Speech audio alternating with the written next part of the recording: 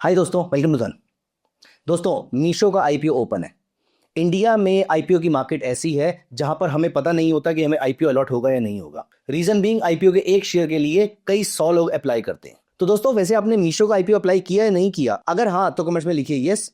लेकिन इस वीडियो में हमारा टॉपिक ये नहीं है कि मीशो कंपनी अच्छी है बुरी है, आईपीओ ऊपर खुलेगा नीचे खुलेगा, इस बारे में हम कोई बात नहीं कर रहे हैं।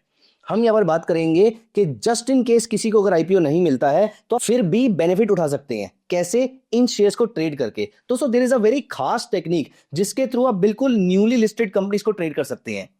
अब आप ये सोच रहे होंगे कि न्यूली लिस्टेड कंपनी के लिए ही क्यों? दोस्तों, क्योंकि न्यूली लिस्टेड कंपनी में जो वॉलिडिटी होती है वो किसी और कंपनी में नहीं होती है, वो पुरानी कंपनीज में नहीं होती है। तो अगर आप अप्लाई नहीं कर पाते हैं किसी आईपीओ या फिर आपको शेयर्स नहीं मिलते हैं तो इस अपसाइड का भी या इस ट्रेडिंग का बेनिफिट आप कैसे उठा सकते हैं कि आप इस वॉलेटाइल मार्केट्स में अच्छे रिटर्न्स कैसे जनरेट कर सकते हैं इस पर्टिकुलर कंपनी में, वो मैं आज आपको इस वीडियो में बताने वाला हूं। This is going to be a very very interesting video. और आने वाले सारे आईपीओज में किस तरीके से ट्रेडिंग करते हैं वो आपको इस वीडियो में बताने वाला हूं। दोस्तों, यहां पर देखिए, मैंने एक कंपनी ओपन कर ली है, लेंसकार्ट, जिसमें आपको मालूम ही है कि उसके शेयर्स अभी लिस्ट हुए थे। और ये जो आईपीओ आया था ये आया था 10th ऑफ नवंबर को। दोस्तों, यहां पर देखिए, 10th ऑफ नवंबर के बाद से उसमें आपको एक शानदार तेजी देखने को मिली। यहां पर देखिए, प्राइसेस 6% ऊपर गए। उसके बाद आपके प्राइसेस में एक शानदार गिरावट देखने को मिली, 8% के आसपास प्राइसेस नीचे गए।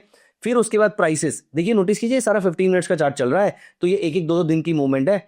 फिर आपका स्टॉक 11% के आसपास ऊपर गया। उसके बाद आपका स्टॉक ऊपर से नीचे आते आते अप्रोक्सीमेटली 7% नीचे गया। और उसके बाद ये स्टॉक आपका वापस अप्रोक्सीमेटली 10-10.5% के आसपास ऊपर गया। और यहां से फिर उसके बाद इसमें 6-7% के आसपास की वीकनेस देखने को मिली, जो कि पुराने शेयर्स में नहीं मिलती है। अब दोस्तों, यहां पर क्वेश्चन ये है कि इस रैली के पार्टिसिपेंट या ये सारी मूवमेंट्स हम कैच कर सकते थे? Yes, the answer is absolutely yes, आप कैच कर सकते थे। और यही ट्रेडिंग स्ट्रेटजी आप मीशो के शेयर्स में या फिर किसी भी और शेयर्स में लगा सकते हैं। यहां पर ये ट्रेडिंग स्ट्रेटजी आपको ये बताती है कि कहां पर इंस्टीट्यूशनल सपोर्ट आ रहा है या कहां पर इंस्टीट्यूशन अपना माल बेच रहा है। दोस्तों, इंस्टीट्यूशन एक बहुत ही इंपॉर्टेंट प्लेयर होता है, और अगर इंस्टीट्यूशन कहीं पर बाय और सेल करता है तो वहां पे मार्केट को मेजर सपोर्ट और रेजिस्टेंस फेस करना पड़ता है।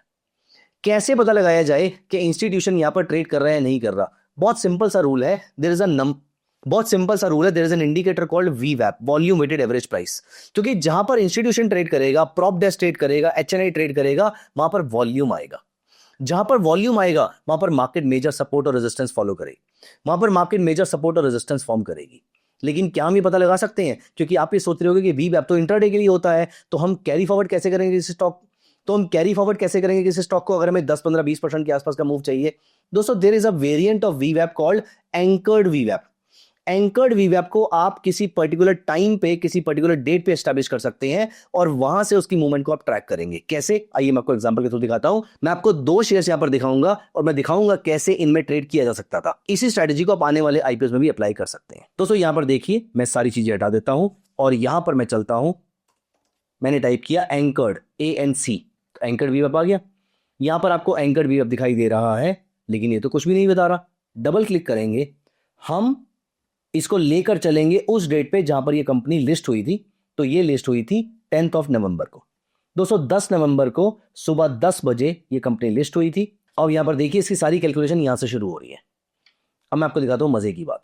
दोस्तों, मजे की बात देखिए, हर बार मार्केट में कभी भी मेजर सपोर्ट और रेजिस्टेंस देखने को मिल रहा है वो इन्हीं वीवैप के लेवल से देखने को मिल रहा है। ये देखिए, यहां पर आपको मेजर सपोर्ट देखने को मिलता है, यहां पर आपको सपोर्ट देखने को मिलता है, यहां पर रेजिस्टेंस देखने को मिलता है, यहां रेजिस्टेंस देखने को मिलता है, यहां सपोर्ट देखने को मिलता है, इसी एरिया में सपोर्ट देखने को मिलता है, and so on and so fourth. दोस्तों, सबसे पहले हम यहां पर एंकर्ड वीवैप पे डबल क्लिक करेंगे और हम इसके स्टाइल में जाके लाइन को हटा देंगे, अपर बैंड 1 को हटा देंगे, लोअर बैंड 1 को हटा देंगे, क्योंकि इनकी प्रोबेबिलिटी कम होती है। हम रखेंगे सिर्फ upper band 2, lower band 2, upper band 3 और लोअर बैंड 3। अब दोस्तों, यहां पर अगर लेंसकार्ट में देखें तो सेलिंग प्रेशर बहुत ज्यादा था, इसलिए आपको सारे सेल के ट्रेड मिल रहे हैं। यहां पर देखिए, 15 मिनट्स के चार्ट पे यहां पर मार्केट नीचे आना शुरू होती है। यहां पर 15 मिनट के चार्ट पे वापस सेल सिग्नल मिलता है। यहां पर 15 मिनट के चार्ट पे वापस सेल सिग्नल मिलता है। यहां पर सेल सिग्नल मिलता है। यहां पर सेल सिग्नल मिलता है। हमें ट्रेड लेना कैसे है मैं वो दिखा देता हूं। आप अपनी कैंडल्स को कन्वर्ट कर दीजिए हाइकन आशी कैंडल में और उसकी शेडोज को हटा दीजिए। दोस्तों, ये देखिए, यहां पर जब ये सेकंड बैंड पे आता है, जैसे ही आपको रेड हाइकन आशी, एक बड़ी बॉडी वाली रेड हाइकन आशी मिलती है, यहां पर हम शॉर्ट सेल करेंगे। और ये देखिए, आपको इंट्राडे में अप्रोक्सीमेटली 1 घंटे में 1.5% के आसपास का मूव देखने को मिला। अगले दिन फिर मार्केट यहां पर जाती है, फिर रेड हाइकनाशी फॉर्म करती है और आप नोटिस कीजिए अप्रॉक्सीमेटली 1.5 घंटे में 1.5% के आसपास का मूव देखने को मिलता है। दोस्तों यहां पर अगर आप नोटिस करेंगे तो यहां पर फिर बड़ी रेड हाइकनाशी के बाद आपको यहां पर एक शॉर्ट सेल ट्रेड देखने को मिलता है, यहां पर फिर आपको शॉर्ट सेल ट्रेड देखने को मिलता है और अभी तक आप अगर नोटिस करेंगे रीसेंट टाइम्स तक भी आपको ये शॉर्ट सेल के ट्रेड देखने को मिल रहे हैं। दोस्तों इंट्राडे में 1% से ऊपर का मूव अच्छा मूव कहलाता है। अनफॉर्चुनेटली लेंस कार्ड में हमें कोई भी बाय ट्रेड नहीं मिला कि हम कैरी फॉरवर्ड कर सके, लेकिन अगर ये ट्रेड मुझे कैरी फॉरवर्ड करने के लिए मिलेगा तो मैं कैरी फॉरवर्ड भी कर सकता हूं। मैं आपको इसका एक एग्जांपल और दिखाता हूं। यहां पर हम एक और कंपनी खोलते हैं विच इज फिजिक्स वाला। दोस्तों फिजिक्स वाला लिस्ट हुआ था 18 नवंबर को। हम यहां पर चलते हैं और हम लगाते हैं एंकर्ड वीवैप। तो इस बार वो मुझसे डेट पूछेगा तो मैं लगाऊंगा 18 नवंबर। यहां पर मैं चला गया और मैं पहुंच गया 18 नवंबर पे, अगेन सुबह 10 बजे का टाइम जब ये कंपनी लिस्ट हुई थी। अब यहां पर देखिए मुझे अगेन ना तो ये लाइन चाहिए, ना अपर बैंड 1 ना लोअर बैंड 1। दोस्तों यहां देखिए इसी लेवल के आसपास आपको रेजिस्टेंस देखने को मिला, पहली बड़ी red heikin ashi and look at this downside. कितने टाइम में? 4 घंटे में 8.5% की डाउन साइड। अभी यहां पर देखिए इस जगह पे देखिए यहां पर पहली ग्रीन हाइकनाशी बनती है, आपने बाय कर भी लिया, ये छोटा सा स्टॉप लॉस था आपका 1% के आसपास का। लेकिन फिर उसके बाद जब यहां पर ग्रीन हाइकनाशी बनती है और आपको मूव कितने का मिला? 2 घंटे में 15% के आसपास का मूव मिला। दोस्तों उसके बाद अगर आप यहां पर देखेंगे बड़ी हाइकनाशी ग्रीन कलर की यहीं पर देखने को मिलती है। इसके बाद आपको एक दिन के बाद 6% का मूव मिलता है, मतलब आज आप कैरी फॉरवर्ड करके गए, अगले दिन आपको 6% के आसपास का मूव मिल गया। उसके बाद यहां पर देखिए इस जगह पर आपने बाय किया और ये देखिए उसके बाद से आपको यहां पर तकरीबन 12% के आसपास का मूव देखने को मिला है। दोस्तों आप चाहे लेंस कार्ट हो, फिजिक्स वाला हो या मीशो हो, मैं यहाँ पर आपको ट्रेडिंग रिकमेंडेशन नहीं दे रहा, लेकिन मैं आपको ये जरूर बता रहा हूँ कि ऐसे स्टॉक्स में अगर आपको अलॉटमेंट मिले या ना मिले, लेकिन आप अच्छे तरीके से इसमें ट्रेड कर सकते हैं और आप अच्छे तरीके से इसमें रिटर्न भी अर्न कर सकते हैं। मुझे नहीं बताया कि अलॉटमेंट मिलने के बाद पीडब्ल्यू में किसी ने कितना रिटर्न बुक किया होगा, लेकिन यहाँ पर अगर आपने ट्रेडिंग स्ट्रेटजी फॉलो करी तो आपने नोटिस किया इन सारे ट्रेड्स के अंदर आप कम से कम 30-40-50% के आसपास का रिटर्न बुक कर चुके हैं। अभी सिर्फ 10 दिन हुए हैं। तो दोस्तों लिस्टिंग गेन्स के लिए भी आपको 4-5-6 दिन का इंतजार करना पड़ता है, यहाँ पर 10 दिन ट्रेड करके भी आप इतने ही रिटर्न्स कमा सकते हैं। दोस्तों आप आईपीओ में अलॉटमेंट तो लगाइए क्योंकि लिस्टिंग गेन्स लेना भी अच्छी बात है, लेकिन उसके साथ साथ यहाँ पर ट्रेडिंग अपॉर्चुनिटी भी आपके लिए हमेशा बनी रहेगी। दोस्तों ऐसे स्टॉक्स में स्टार्टिंग में institutions, prop desk, HNIs are exchanging hands और यहां पर एंकर्ड वीवैप हमारी मदद कर सकता है ये पता करने में कि कहां पर सबसे ज्यादा वॉल्यूम आ रहा है, कहां पर सबसे ज्यादा लिक्विडिटी आ रही है और कहां पर सबसे ज्यादा मोमेंटम आ रहा है। तो दोस्तों आने वाले मीशो आईपीओ में भी आप इस स्ट्रेटजी को डिप्लॉय कर सकते हैं। अगर आपका इस स्ट्रेटजी को लेकर कोई भी क्वेश्चन है तो आप कमेंट्स में डालिएगा। मेरा मीशो, पीडब्ल्यू या लेंस कार्ड को लेकर कोई भी रिकमेंडेशन नहीं है, मैं आपके साथ सिर्फ ट्रेडिंग स्ट्रेटजी डिस्कस करना चाहता हूं। ट्रेडिंग स्ट्रेटजी को लेकर कोई डाउट है तो क्वेश्चन जरूर पूछिएगा। सो दोस्तों आई होप आपको ये पूरी की पूरी स्ट्रेटजी समझ में आ गई होगी। दोस्तों आईपीओ को ट्रेड करने का एक तरीका बिल्कुल अलग होता है, लेकिन अब हम यहाँ पर बात करते हैं जो आईपीओ इस समय ओपन है। हम पूरा टाइम मीशो आईपीओ के बारे में बात कर रहे थे। दोस्तों मीशो का आईपीओ इस समय ओपन है और आइए मैं उसके बारे में आपको सारी डिटेल्स शेयर कर देता हूँ।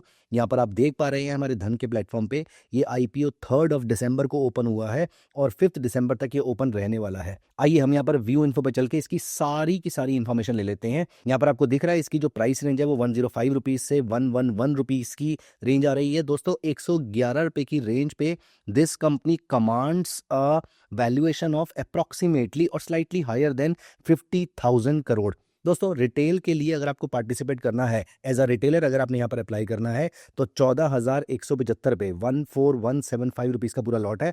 आइए हम इसके बारे में पूरी इन्फॉर्मेशन यहाँ पर ले लेते हैं। यहाँ पर टोटल 5421 करोड़ का इशू साइज है। दोस्तों इसमें से अप्रॉक्सीमेटली 1100 करोड़ के आसपास ऑफर फॉर सेल है, मतलब ऑफर फॉर सेल का पोर्शन रिलेटिवली कम है और आपका फ्रेश इशू का सेल जो है, आपका फ्रेश इशू का जो पोर्शन है वो बहुत ज्यादा है। अब यहाँ पर ये फ्रेश इशू यूज भी कहाँ पर होने वाला है हम उसको भी यहाँ पर स्टडी कर लेते हैं। दोस्तों यहाँ पर कंपनी कह रही है कि उसमें से बहुत बड़ा एक्सपेंस जो है अप्रॉक्सीमेटली 1400 करोड़ के आसपास का जो एक्सपेंस है वो क्लाउड इंफ्रा डेवलप करने में लगाने वाली है। अपार्ट फ्रॉम दिस 480 करोड़ रुपए वो एआई और एमएल की पूरी टेक्नोलॉजी को डेवलप करने में लगाएगी, क्योंकि ये कंपनी जो है वो जीरो कॉस्ट कमीशन पे है। एज इन वो अपने सप्लायर से भी कोई पैसा चार्ज नहीं करती है, वो अपने कंज्यूमर से भी कोई पैसा चार्ज नहीं करती है। कंपनी के पैसे कमाने के तरीके अलग हैं। कंपनी एडवर्टीजमेंट के थ्रू पैसा कमाती है। जो भी सप्लायर अपने प्रोडक्ट को यहाँ पर प्रमोट करना चाहता है, उसकी एड्स रन करना चाहता है, उसके थ्रू वो वहाँ से पैसा कमाती है। और इस तरीके से लॉजिस्टिक्स के थ्रू भी, जो डिलीवरीज होती हैं उनके थ्रू भी ये कंपनी पैसा कमाती है। दोस्तों अप्रॉक्सीमेटली 1020 करोड़ के आसपास जो पैसा जाएगा वो उनकी सब्सिडरी में जाएगा, जो उनकी मार्केटिंग और ब्रांड एक्टिविटीज़ को इंप्रूव करेगा। एंड ऑल्सो ये कंपनी कुछ इनऑर्गेनिक ग्रोथ भी करेगी, एज इन कुछ एक्विजिशंस करेंगी, और यहाँ पर भी उसका कुछ पैसा और यहाँ पर भी उसका पैसा जाने वाला है। दोस्तों अगर हम यहाँ पर कंपनी के फाइनेंशियल्स के ऊपर नज़र डालें तो कंपनी का रेवेन्यू जो है, ऑपरेटिंग रेवेन्यू, वो 5734 करोड़ से बढ़कर 9389 करोड़ के आसपास, मतलब ये अच्छी जंप यहाँ पर देखने को मिली है। अदर इनकम भी 163 करोड़ से बढ़कर 511 करोड़ के आसपास तक पहुंची है। दोस्तों टोटल इनकम अगर आप देखेंगे तो 5900 करोड़ के आसपास से बढ़कर 9900 करोड़ के आसपास तक पहुंच गई है। दोस्तों यहाँ पर कंपनी के प्रॉफिट को अगर हम देखें तो अप्रॉक्सीमेटली 1671 करोड़ का लॉस था कंपनी को आज से 3 साल पहले, जो अभी घट के 700 करोड़ के आसपास का लॉस रह गया है। दोस्तों अगर हम इसके EBITDA, earning before interest, taxes, depreciation and amortisation, अगर ये ऑपरेटिंग प्रॉफिट की बात करें तो जो लॉस इसका 1700 करोड़ के आसपास का था आज से 3 साल पहले, वो इस समय घट के सिर्फ 550 करोड़ के आसपास का रह गया है। दोस्तों कंपनी पे कुछ भी बोरोइंग नहीं है। तो दोस्तों यहाँ पर अगर आपको रिटेल कैटेगरी में अप्लाई करना है या फिर HNI कैटेगरी में अप्लाई करना है, इस टेबल से आप पता लगा सकते हैं कि आपकी एप्लीकेशन कितने अमाउंट की जाने वाली है। दोस्तों आप यहाँ पर धन वेब पे जाके कंपनी की profit and loss statement, balance sheet और कैश फ्लो स्टेटमेंट, ये पूरी इंफॉर्मेशन यहाँ से ले सकते हैं। यहाँ पर अगर आप नोटिस करेंगे कंपनी का कैश फ्लो, जो कि आज से 2 साल पहले नेगेटिव हुआ करता था, कंपनी कैश फ्रॉम ऑपरेशंस में इस समय पॉजिटिव आ गई है। रादर नेट कैश फ्लो में भी जो 1821 करोड़ के आसपास का नेट कैश फ्लो नेगेटिव था, वो इस समय बढ़ के 9.38 करोड़ पे आ गया है। दोस्तों कंपनी के सारे रिस्क भी यहाँ पर मेंशन कर रखे हैं, और ये कंपनी की स्ट्रेंथ पे भी आप नजर डाल सकते हैं that the company operates without manufacturing, owning inventory और logistic infrastructure, achieving annual transacting users growth from 136.40 million to 234.20 million। तो दोस्तों अगर आप इन नंबर्स पे ध्यान देंगे तो इन नंबर्स के बेसिस पे the company claims to be the leader and the largest platform on the basis of the placed orders and annual transacting users among e-commerce players in India। So it is the largest or one of the largest players in these numbers। दोस्तों मीशो की trading strategy हम already पता कर चुके हैं, और मीशो के बारे में सारी की सारी जानकारी आपको यहाँ पर धन वेब पे देखने को मिल जाएंगी। यहाँ पर IPO सेक्शन में आपको कंपनी का profit and loss, balance sheet, cash flow statement, उसके स्ट्रेंथ, उसकी रिस्क, अबाउट द कंपनी, और अगर आपको DRHP डॉक्यूमेंट चाहिए तो वो सारी चीजें आप यहाँ से डाउनलोड कर सकते हैं। अपार्ट फ्रॉम दिस आप यहीं से ही IPO के लिए बिडिंग भी लगा सकते हैं। आपको जितने भी लॉट्स यहाँ पर बिड करने हैं वो सारी की सारी बिड्स आप कट ऑफ प्राइस पे लगा सकते हैं, या फिर अपनी मर्जी के प्राइस पर यहाँ पर डिप्लॉय कर सकते हैं, और प्लेस बिड फॉर IPO में जाकर आप अपने बिड्स को प्लेस कर सकते हैं। सो दोस्तों all the very best for your bidding. और बिड होने के बाद भी, शेयर्स मिलने के बाद भी आपके पास अब ट्रेडिंग स्ट्रेटेजी है जिसके थ्रू आप मीशो के शेयर्स को या फिर किसी भी और शेयर को ट्रेड कर सकते हैं। मिलते हैं अगली वीडियो में। Bye bye, take care of yourself. Investments in the securities market are subject to market risk. Read all the related documents carefully before investing.